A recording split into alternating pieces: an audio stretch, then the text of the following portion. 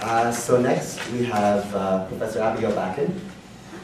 She's a professor of political studies, and chair of undergraduate studies at Queen's University in Kingston, Ontario. Her publications include Negotiating Citizenship, Migrant Women in Canada and the Global System, which was awarded the Canadian Women's Studies Association Annual Book Award in the year of 2007. Her current research with Yasmin Abu-Laban addresses Israel-Palestine from the perspective of racial contract theory. And most importantly, I would say Professor Bakan is a member of Faculty for Palestine, which has played an important role across the country in supporting students against Israeli apartheid. So we owe them a lot. So. Okay, thank you. Thank you for that lovely introduction, and thank you, Julie, for getting us all riled up. I should say that it's just a remarkable honor and a privilege to be able to speak with you at the opening event of Israeli Apartheid Week. This is an incredible time for us to be talking about Israeli apartheid. Anyway, what I was saying is that Israel prides itself as being the only democracy in the Middle East, and actually it seems to now being the country that is the most resistant to seeing democracy in the Middle East. And it's probably not surprising that Israel under Netanyahu and Canada under Harper have been very, very nervous about the Arab Intifada.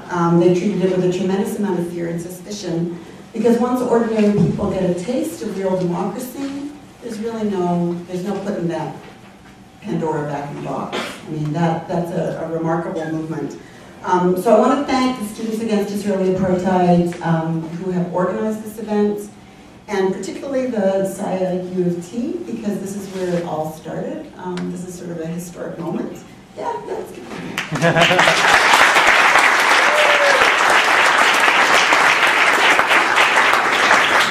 So, and as Judy said, we've all been sort of victims of this silencing campaign, and I want to acknowledge that there have been other fighters in this. The Canadian Arab Federation is really up against it, so is Kairos. So is Jenny Pito, who's probably the most famous graduate MA from the University of Toronto. And we've all been sort of fighting quite tirelessly against this wave of repression. The interesting thing is that usually the more the repression is, the more publicity we get, and the more determined we are to fight back. The charge of anti-Semitism, of course, doesn't hold largely because it simply isn't true, as Judy mentioned, and charges that aren't true have a habit of making people say, well, why are you raising it? But in the case of banning George Galloway, there was sort of a little bit of a problem there, because people know that George Galloway loves a duel, and he's come back, and he'll be coming back again since the effort to suppress him. So what I'd like to talk to you about today are really 3 points to try to move this conversation a little bit further. We know we have a question of free speech, but then the question is, what is the speech we want to talk about? And what I want to talk about is just to address 3 points. First of all, this question of apartheid and how it applies to Israel. Second of all, I just want to talk a little bit about the boycott, divestment, and sanctions movement and why it's so important and why it's actually been so successful and why we have to keep building it. And third and finally, I want to just consider the university campus specifically as a site of political discussion and struggle around questions like Israeli apartheid. So first of all, apartheid. The word apartheid literally is an Afrikaans term that means separateness. And the policy of legal racial separation was a self-identified ideology of South African apartheid under the Nationalist Party in South Africa from about 1948 to 1990. And so the term apartheid comes originally from the South African context. But there is a growing literature, policy discussion, journalistic views, and so on, which has now taken the term apartheid away from the South African context in scholarship, in policy debates, and so on, to look at apartheid as meaning of a specific type of state, a specific type of governance that can be applied regardless of whether it's in South Africa or elsewhere, and it doesn't even necessarily imply a direct comparison. And generally, when the term apartheid is applied in this context, it doesn't create a lot of fanfare. There's not a lot of hysteria or argument or debate about it. It's simply a scientific political category. So there's, there's a widespread use of the term global apartheid, for instance, which has become a common point in reference to addressing the gap between the global north and the global south. The notion of economic apartheid has been applied in post-apartheid South Africa. It's also been used by a very eminent scholar at Ryerson University, Grace Edward Galabuzzi, to apply a system of the relation of race and class in Canada. And again, I mean, not on the National Post front page. It's simply a discussion. Apartheid's also been identified in international law at the United Nations. This has been around for a long time. The United Nations Convention on the Suppression and Punishment of the Crime of Apartheid, which is referred to as the Apartheid Convention, was established specifically to challenge South African apartheid. It came into practice in 1973. It was brought into formal law in 1976. By 2008, it had been ratified by well over 100 countries. Again, not necessarily a big deal, that the UN is discussing this. But the interesting thing is that in international law, it identified South Africa in violation of already existing law, and therefore saw the South African state as operating in a criminal way in terms of international law. So the extension of international law from a particular state, using a particular name, to apply to other states is actually a standard feature in international policy. So the crime of slavery followed the Atlantic slave trade, the crime of genocide followed the Nazi genocide in Germany, but rather than suggesting that these crimes are unique to the particular example, the idea is that once it's recognized in international law, then a state can either commit a crime or, optimistically, it can stop committing that crime. So in a certain sense, the notion of whether a state is an apartheid state or not is a pretty optimistic analysis, because the indication is that it can move from that criminal activity to something else. And this is one of the reasons why the notion of apartheid has been seen as helpful, as a way of understanding colonial settings, understanding Jim Crow laws in the South in the United States before the Civil Rights Law, and so on and so forth.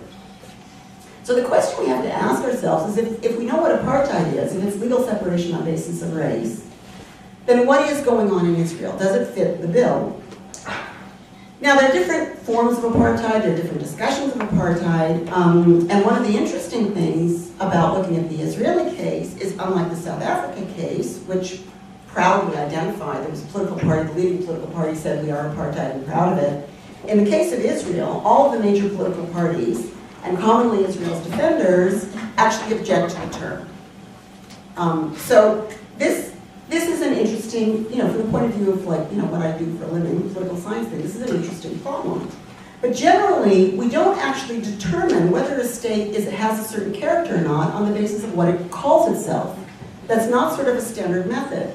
So for instance, I mean, the former Soviet Union under Joseph Stalin's leadership insisted that the Russian state was communist, consistent with the writings of Karl Marx.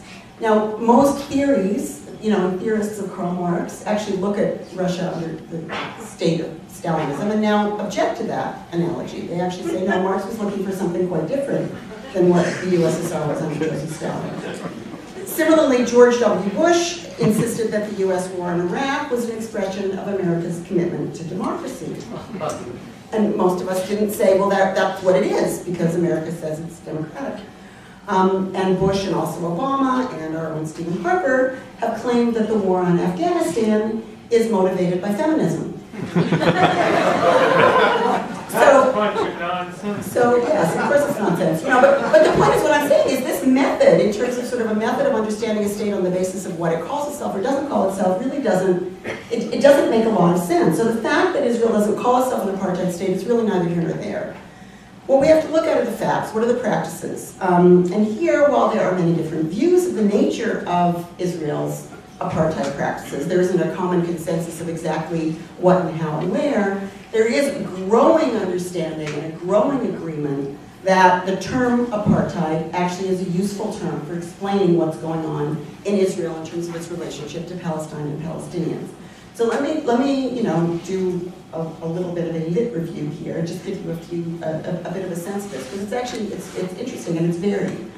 Virginia Tilley has written a book called The One-State Solution, And she maintains that there's a direct relationship between pre-1990 South Africa apartheid and Israel post-1967. So she says there's a direct relationship between what's happened since the occupation and what happened in apartheid before the fall of apartheid. And what she argues is that the deep integration of the occupied territories into the infrastructure of the Israeli state have actually made the Oslo model of the notion of an independent Palestinian state impossible. So from her point of view, there is one state right now. It's very unstable, and it's an apartheid state. And just like the one state that was an apartheid state in South Africa that was unstable, it's going to have to go. The contradictions are too overwhelming for it to be able to be sustaining.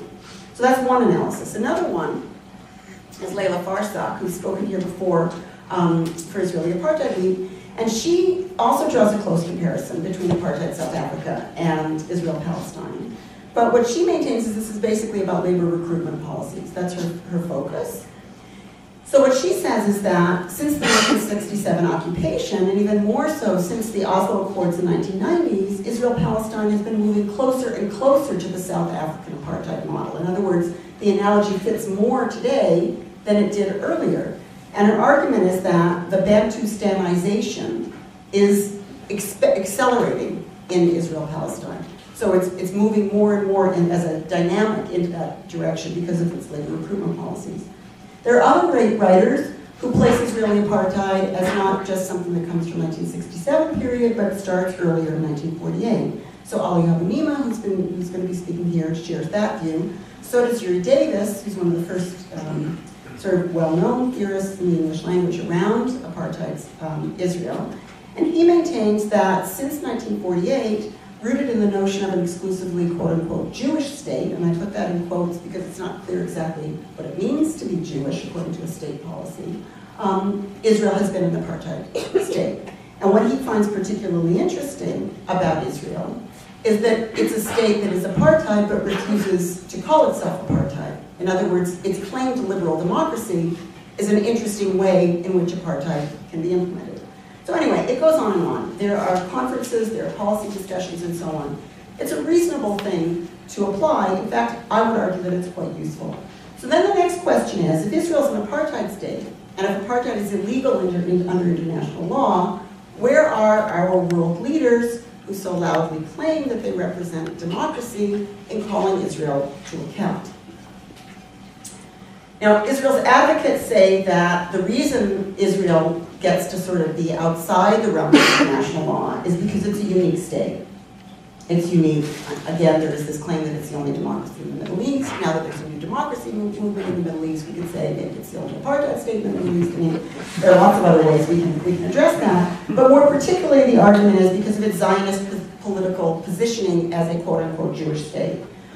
Now, Zionism is a secular political ideology. It's not the same as Judaism, which is a religion or a theology. It's not the same as Jewish cultural identity. It's an ism, like other isms, like anarchism or monarchism or socialism. Zionism is a secular political ideology.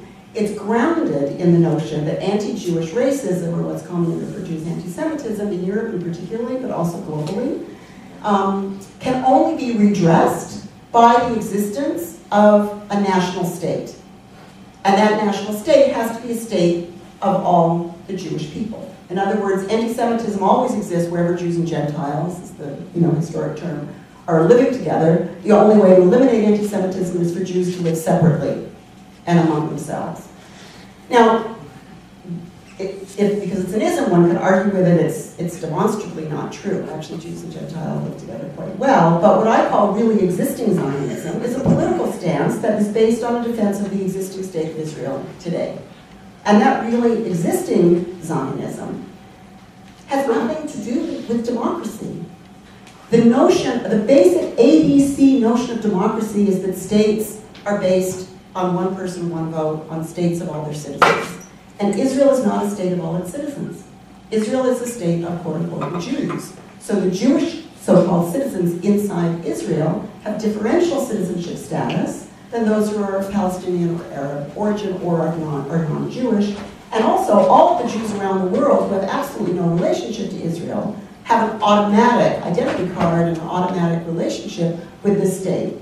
So the problem is that Israel's advocates actually can't have it both ways.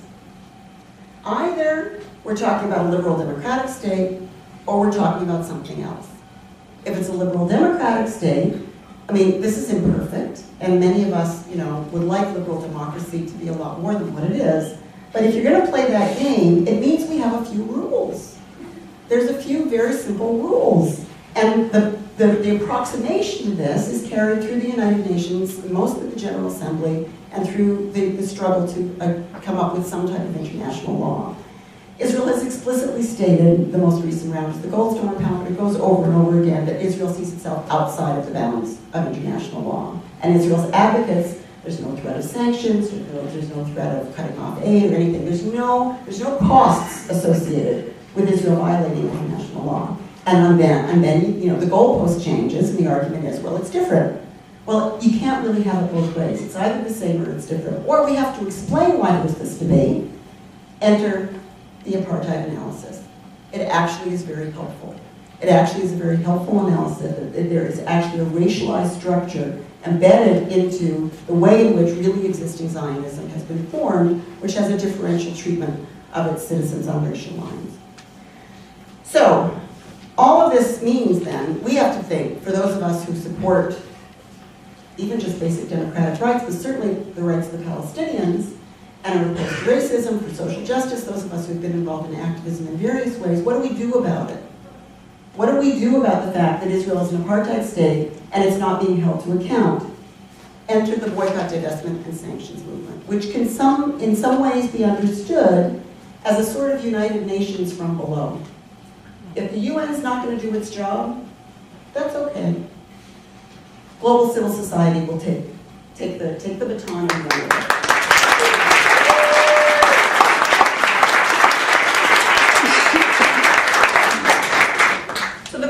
Boycott, divestment, and sanctions includes a number of initiating moments, but the most comprehensive is the July 2005 civil society call of 170 organizations within Palestine itself that basically said, we have been watching international policies, we have been watching their failure, we're going to take things directly into our hands, and civil society simply means non-state actors.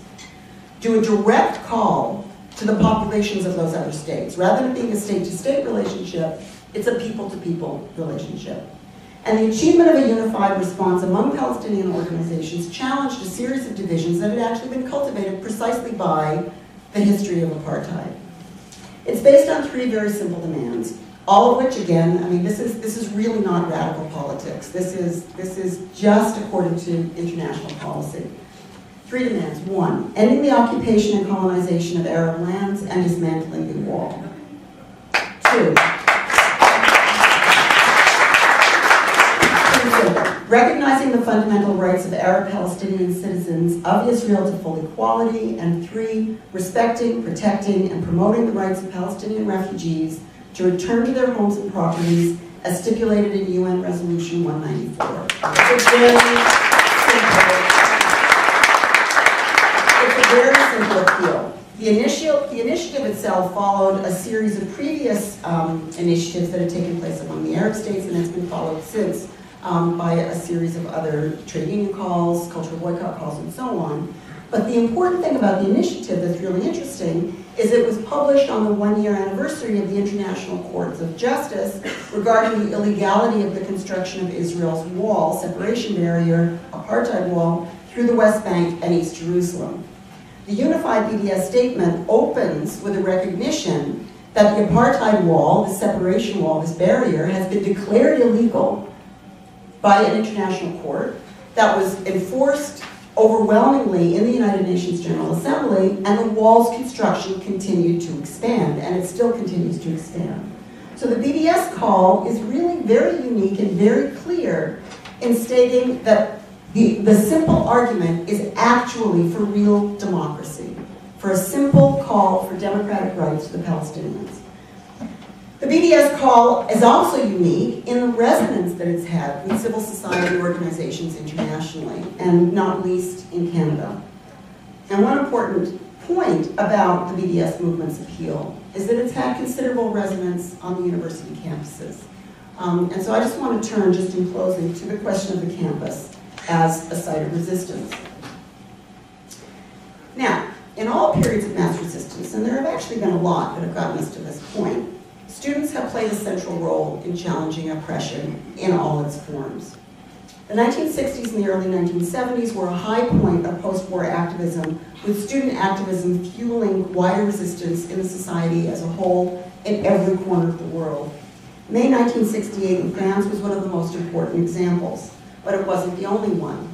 The anti-Vietnam War movement in the US was initiated by students in Berkeley, in California in 1964, and it spread to become a powerful national movement and an international movement that still terrifies the rulers of ruling classes all over the world. I mean, it terrifies the United States. Every time there's a discussion, you know, the war in Iraq, the war in Afghanistan, there's always a discussion, don't worry, it won't be another Vietnam. It won't be another Vietnam, which means it won't provoke that type of resistance. In Canada, in 1972, there was a general strike in Quebec. It was the largest one to date at that time, and it was started by students in the Montreal campus. And the movement against apartheid South Africa found considerable resonance and echo and support among students in universities across Canada and the United States. More recently, during the 1990-91 war on Iraq, where Canada was a major military participant, the anti-war movement was spearheaded by the rapid growth of protests organized on university campuses in the US and Canada. So students have played a continual role in advancing democratic norms that we all benefit from. Now, Canada is an interesting country in this because Canada has the 6th highest proportion of people with a university degree or college diploma anywhere in the world. By and large, increasingly, universities are mass institutions. Many people have relationships with the university, either a graduate or a child or someone that, you know, or a teacher, student, they go to meetings there and so on. And this has changed, this is a dramatic change over the last decades. To give you a sense of it, in 1951 in Canada, 2% of the population had any education beyond high school. And since 2001, more than half of the Canadian population have education beyond high school. Now this is not to say that there aren't class differences within the universities. I mean, but the notion of the universities as some type of an elite ivory tower simply doesn't hold anymore. It's just not the case. It's not so specialized. What is happening is the university education is getting more expensive, and people are paying more to get it. So again, just to give you a little bit of data, in the year 2000, university graduates in Canada who borrowed money from government for a student loan, upon graduation, had an average debt of $16,200. That's an increase of 25% over 1995. So inevitably, what this means is that students who go to school have a certain sense that they ought to be able to have a say in what happens there, because God knows they're paying for it. And it makes sense that students would want to trace their money and see where that's going, because the universities depend upon students as a source of their income. So not surprisingly, Israeli Apartheid Week and the BDS movement, in terms of the site of campus, has attracted a lot of attention. And we should know that there are a lot of old school advocates who think of this still as some type of an elite operation, that students can't actually determine the course of where they're going to go. So Israeli Apartheid Week is going to be controversial, but we're going to win this. That's a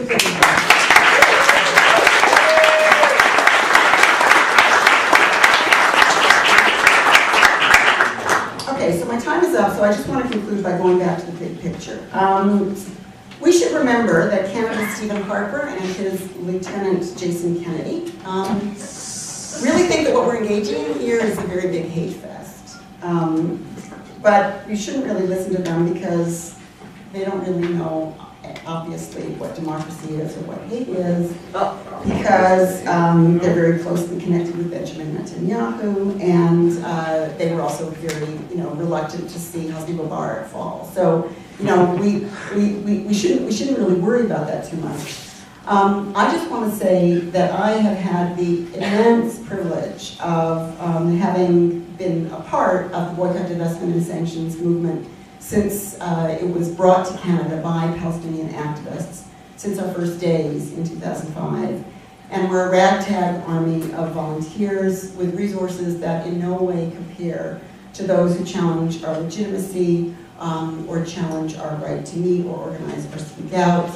But I can say with absolute confidence that this beautiful, inclusive, growing movement against Israeli apartheid and in solidarity with the Palestinian call for boycott, divestment, and sanctions will not be shut down, it will not be shut out, and it will not be shut up. So welcome.